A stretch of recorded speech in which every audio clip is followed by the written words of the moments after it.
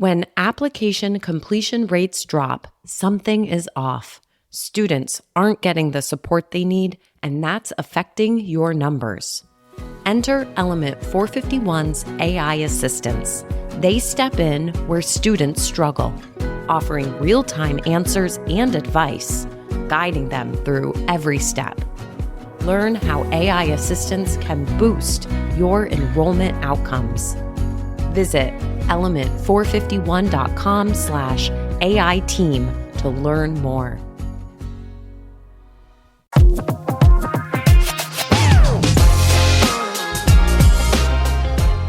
Welcome to Breaking Silos, a podcast that shines a light on the incredible partnerships happening across campuses every day.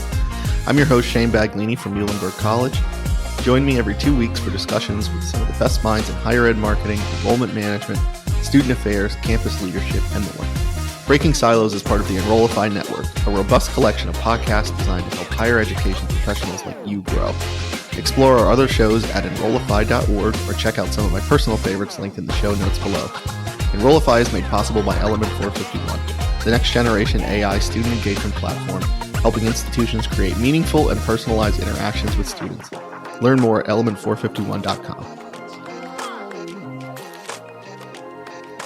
Welcome to Breaking Silos. My guest today is a friend of mine and somebody I really enjoy every conversation I have with, and so I'm looking forward to this one. I'm joined by Joel Goodman today. Joel is the principal and CEO of Bravery Media. Hey, Joel. Hey, Shane, thanks. I also appreciate every conversation I have with you, so I'm glad we can do this. And it's funny because the first conversation we had was not long ago, and you're one of the, I think you become one of my favorite people to chat with, so I'm excited to have you. We've gone back and forth on the scheduling a couple times due to life getting in the way, but here we are. So, well, hey, congrats, because you had a big life change, and that's thank you. That's wonderful. So, yeah. Thank you. If any of the listeners, if you hear cries in the background, as of this recording, I've got a 1-month-old in the background somewhere. So, Joel, we're here to talk websites, which makes sense for a conversation with you. And, I think you might agree that higher ed does not do websites the best. and so let's talk about, in your experience, both on campus and now with Bravery and in the private sector, how have institutions kind of fallen behind or lagged behind in capitalizing on building out a website that not only works for the customer, the student, but also works for the organization and kind of creates synergies across campus? Yeah, so it's a big question, and we can dive into different points throughout the conversation, I'm sure. But I think one of the bigger issues right now with higher ed websites is that egos come into play way more often than they need to. And so this does a couple of things, or maybe to clarify, you can go about this process of creating a website that does the things you need it to do, which for most institutions is increase enrollment, increase giving, and then to a lesser extent, kind of increase your reach and your kind of visibility in the wider market.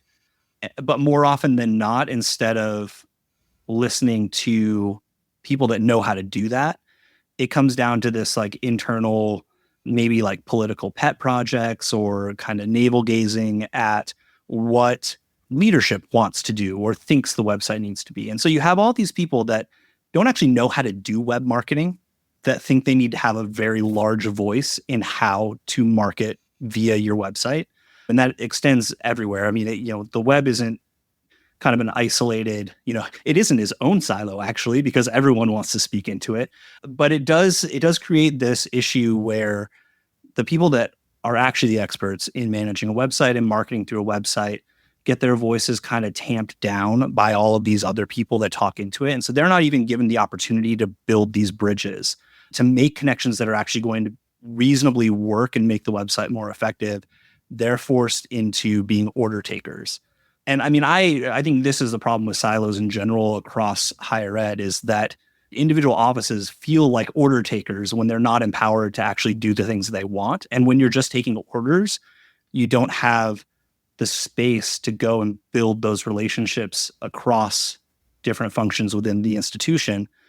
And that's what it comes down to the website. Everyone thinks they know how to do it, and everyone thinks that their own project is the thing that's going to or is the most important thing. And they forget that the website is the most important marketing vehicle for the institution. It's the thing that no matter what you're doing in print or social or anywhere else marketing wise, it all comes back to the website. It all comes back to the website. If the website does not convert, if it doesn't do the thing to make those people become donors or new students or build affinity with people in other ways, you're just wasting your time. I think that's the biggest detriment in what higher ed's doing on in website design and website development, website marketing in general, is not letting the marketers be the marketers. They're saying, well, this seems like a good idea with no actual factual basis. It's all feeling, it's all emotion. And a lot of times it's all ego. Yeah. And it's a great point. I think you're right. We forget what our website is for. You'll hear people say, well, this is my website that I manage. And it's like, it's not your website. It's the college's website, the university's website. And its goal is to attract students, to get people to donate money, alumni engagement, things like that. So it's a great point. It's a good segue into what I want to chat with you about next from a marketer's perspective.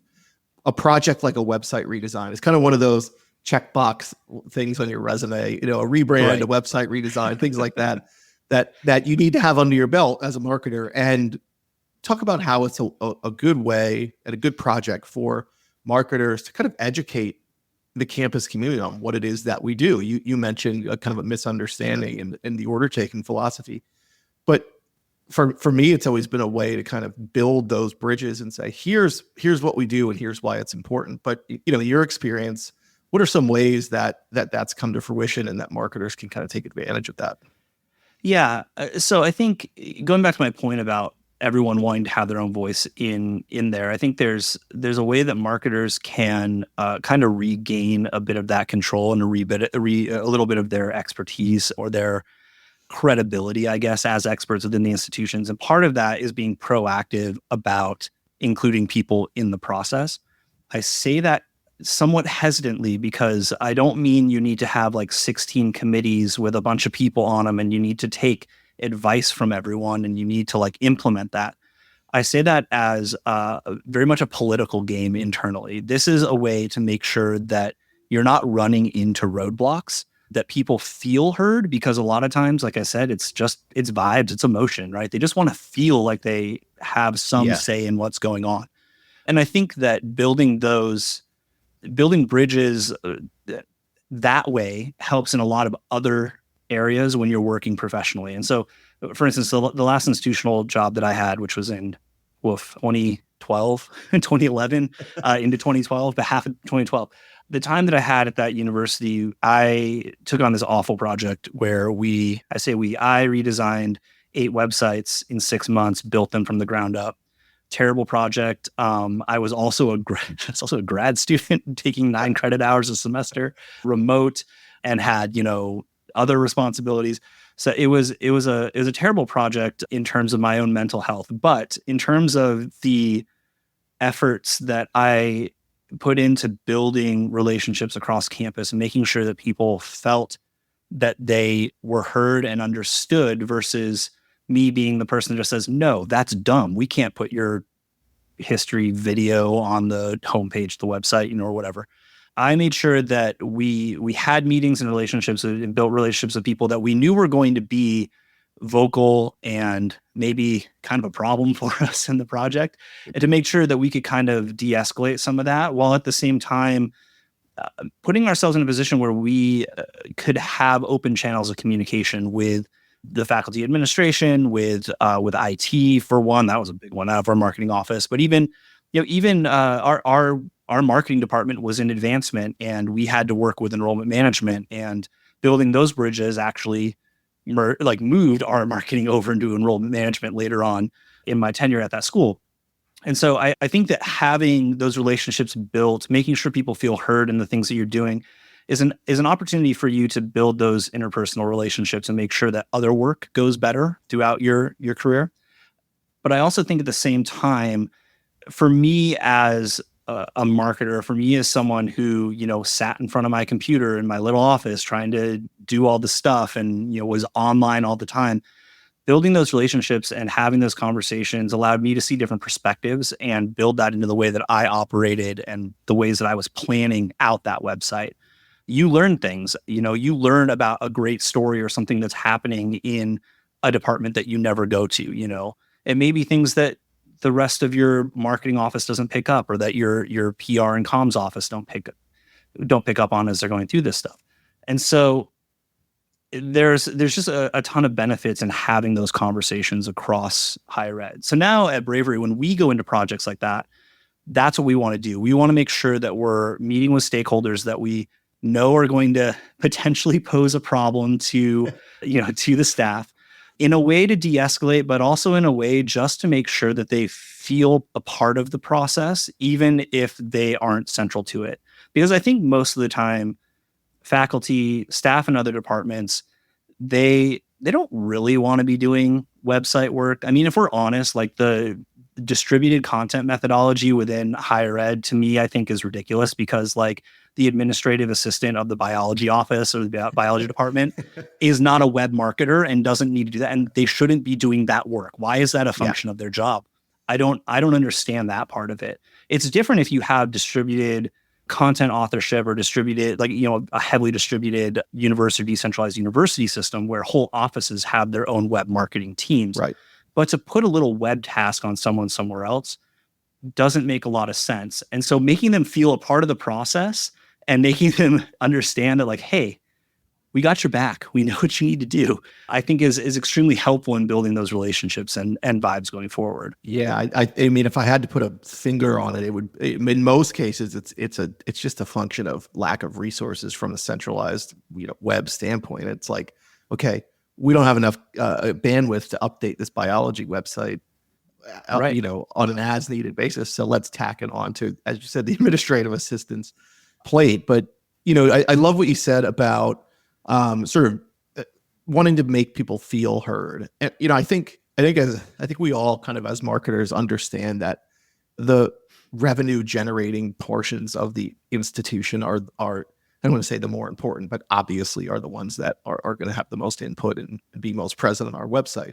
Right. But it's those other groups, that the academic affairs groups and student affairs and things like that are, maybe a little bit ancillary to that project, that they just want to feel heard. And I think a lot of times that doesn't happen at every institution. I know in my experience at different schools, it definitely hasn't happened. And so being really intentional about doing that kind of listening tour is really important.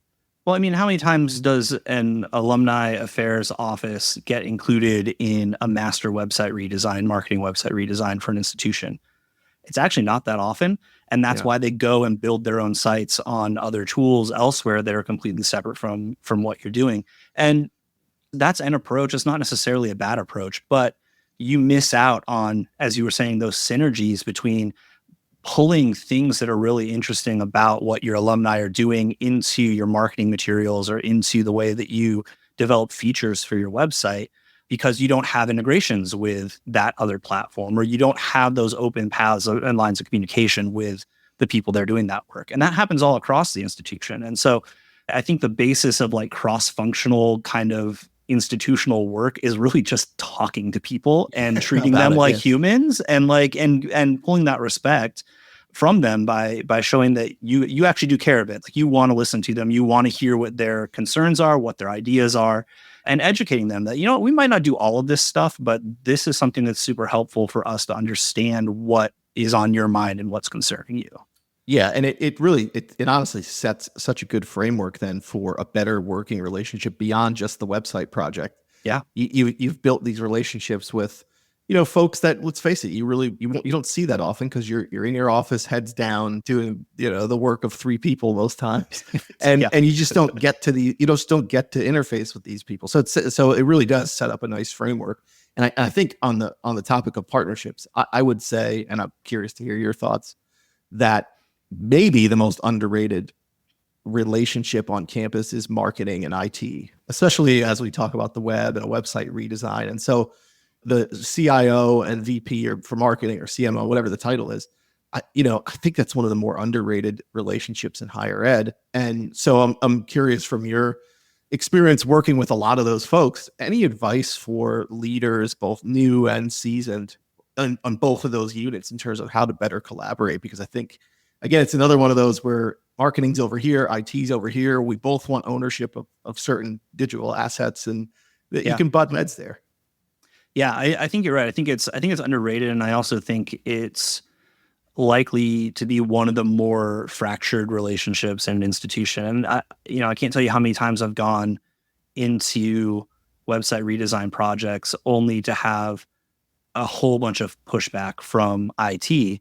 And I get it. Like I worked in IT. My first higher ed job, actually my first job as a student worker was IT help desk. And then later on when I worked for my undergrad alma mater, was moved from marketing over into IT, which was weird. Like, they want to put all the computers in the same place or something. I don't really get that. But I knew who those people were. I knew what work they were doing, and I knew where the tension points were. But because I had also worked in that office, I was able to smooth that stuff over before I became an IT staff member.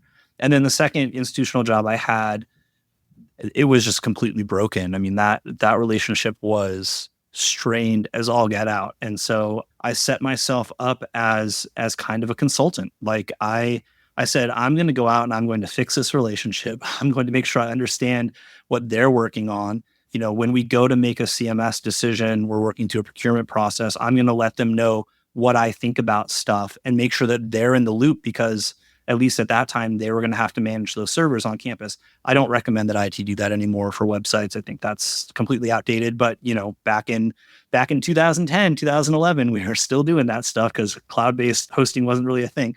It happens in 2024 too, Joel. It happens in 2024. It totally does. But the idea that there are people on the technical side, and I think a lot of this is kind of legacy as well. Like, I think IT has had 50 plus years of managing technology and information services on campuses. And for a long time, that meant everything having to do with computers, including website, because website goes on computer, But these days, there isn't as much that IT needs to really be involved in, especially with a marketing website. It's different for internal stuff. And I think that's actually probably one of the key points, because I believe that marketing offices should have more say and more power in the student experience as well, being able to make sure that the front end web experience that you're giving to prospective students carries over into your internal systems. But right now, that fracturing and siloing between marketing and enrollment management and student services and IT means that IT chooses a platform, it gets rolled out on your campus, and then everyone has to figure out how to deal with it as they're going about their lives. And that creates all these fractured experiences across campus. I think part of that can be fixed by training. Like, a lot of this is co-learning, right? It's talking to IT and saying, hey, these are the things we're thinking about as marketers. What are you concerned about? And IT coming back and saying, well, these are the things that we're concerned about from a security standpoint or from a technical standpoint. And then coming together and figuring out how you both can get what you need out of that.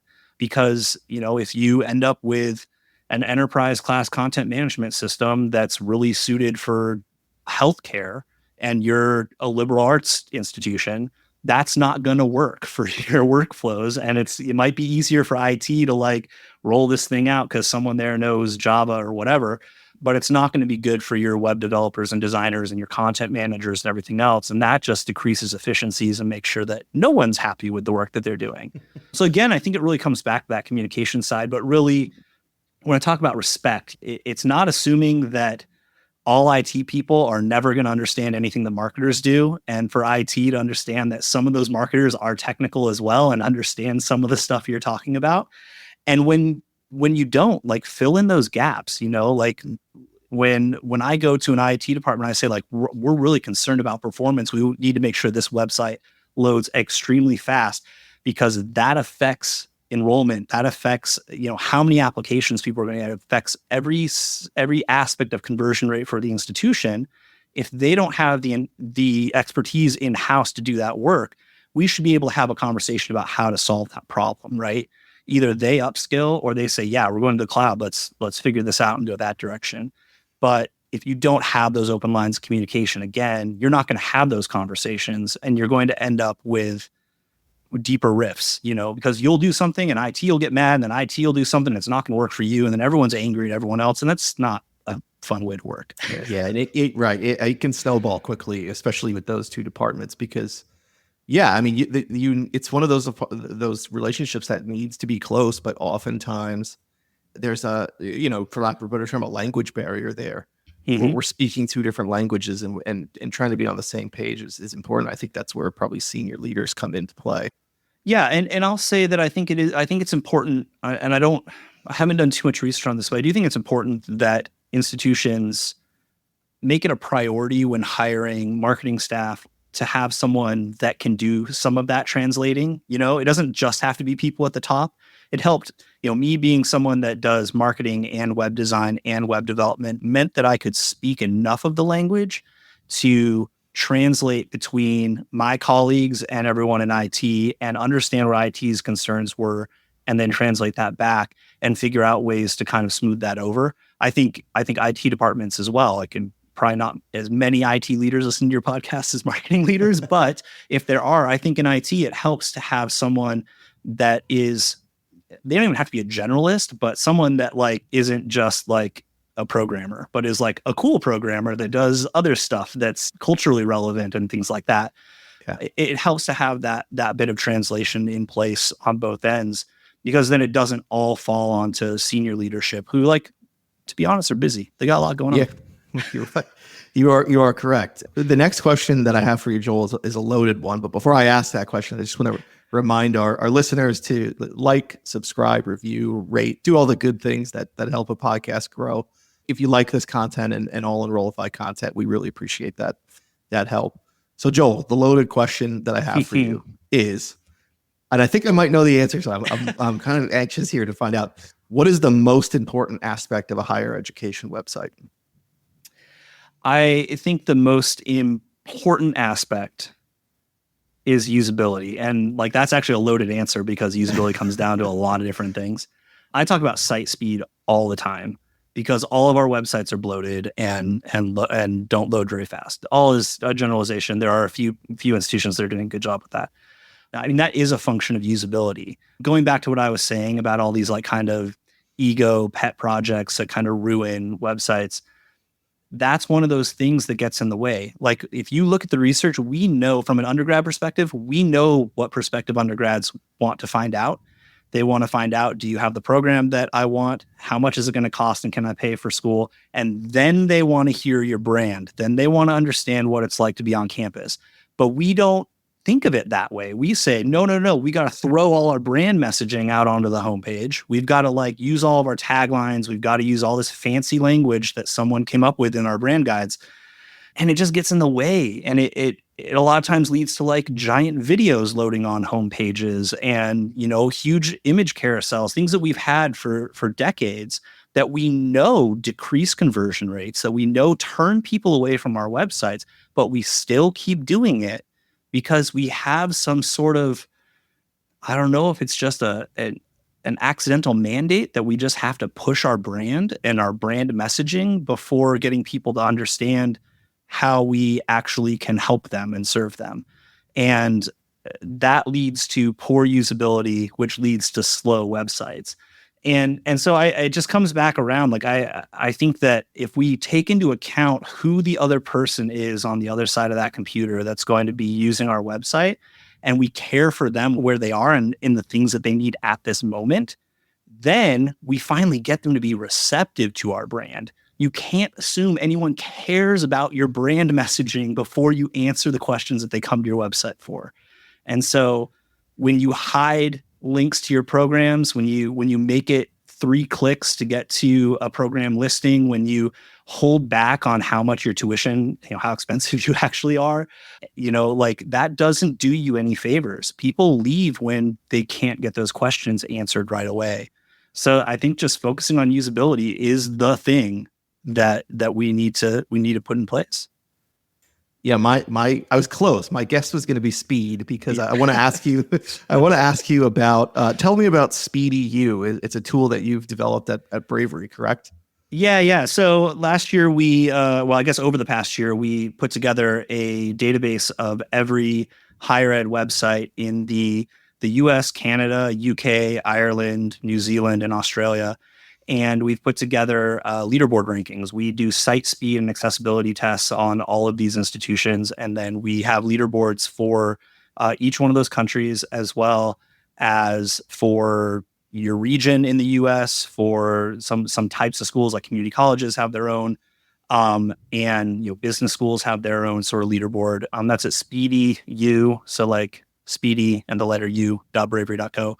But see where you rank, and all that data is updated weekly. And so we're hoping that it kind of helps push some people to make their websites faster, fix those usability problems. I'll make sure a link to that is included in the show notes. It's a great tool, and it can shine a light on where you need to improve and where your competitors are too. And speed of load time it's just something that we probably don't think about enough, and we need to. Given the amount of attention that we pay on attention spans of our prospective students, you'd think that we'd want to place a premium on capturing that attention in that short amount of time. Well, I mean, the reality, there are studies that show that if your website takes longer than 4 seconds to load, you've cut your conversion rate in half. 50% of those people gone. Crazy. And so Crazy. Coming into a year where more than ever, we need those conversions to be as high as possible, because that volume is going down for prospective students.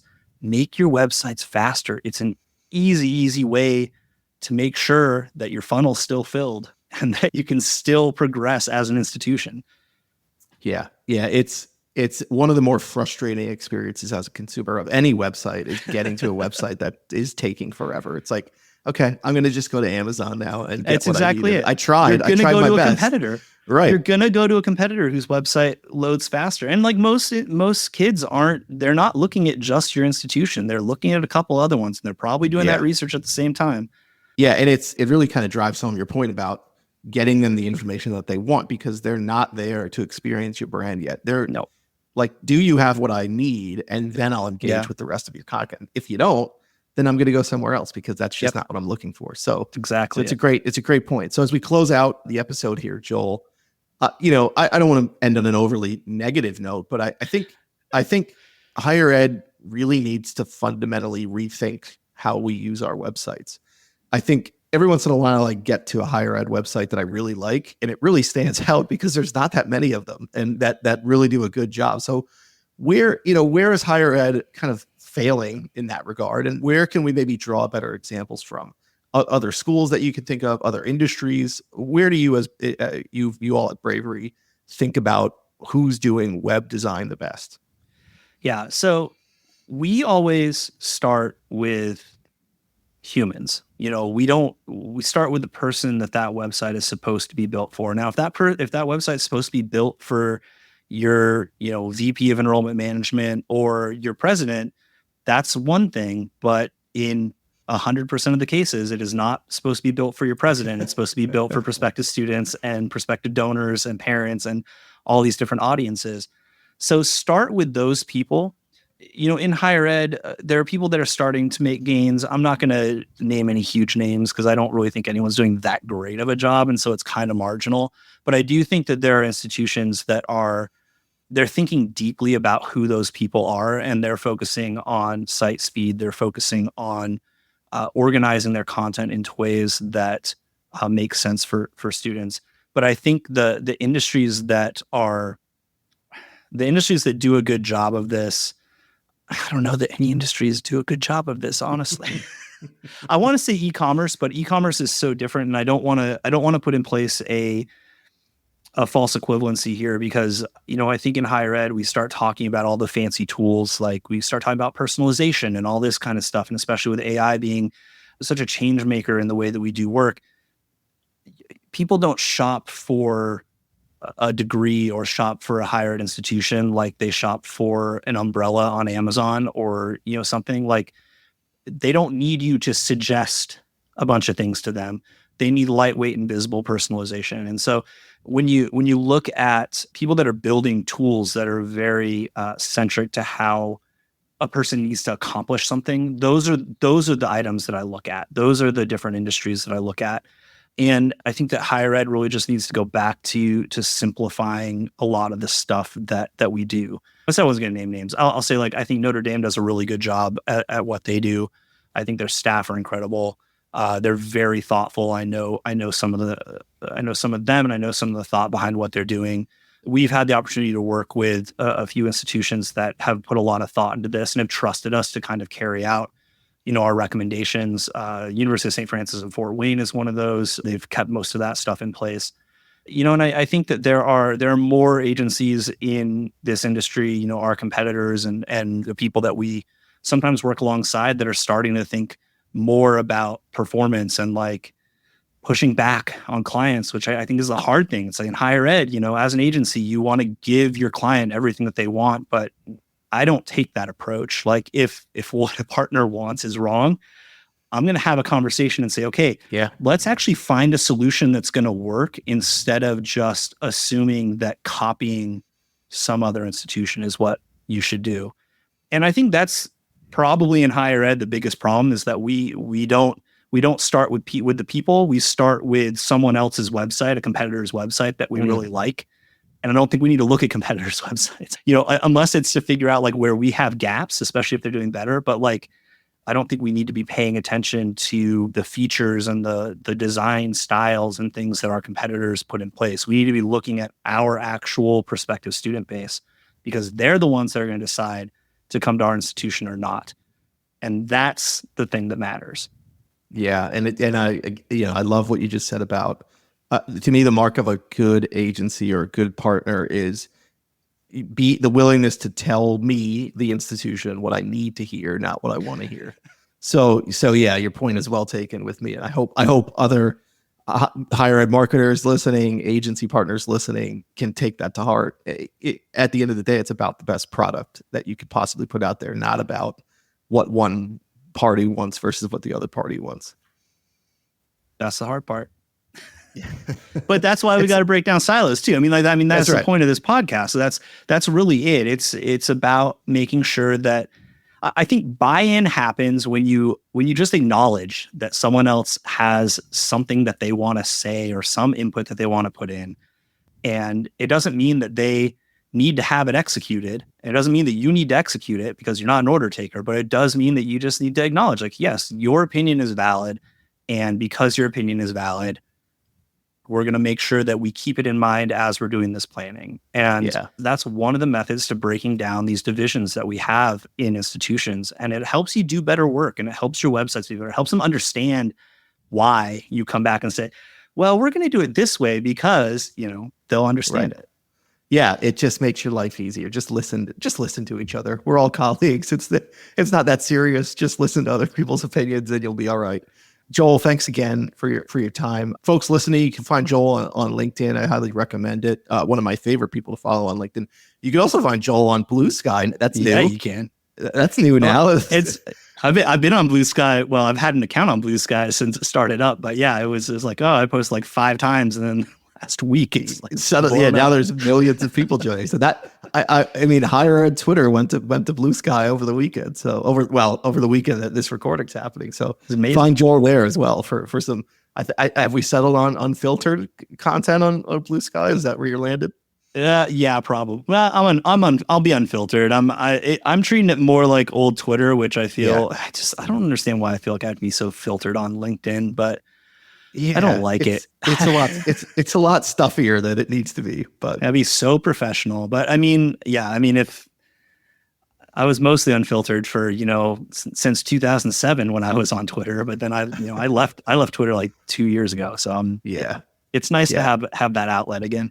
It is. So looking forward to catching up with you, Joel, there, and hopefully in person soon. And highly recommend everybody checks out Bravery, checks out SpeedyU, because it's really, really good stuff. Thanks again, Joel. Thank you, Shane. It's great to see you as always. Likewise. Take care.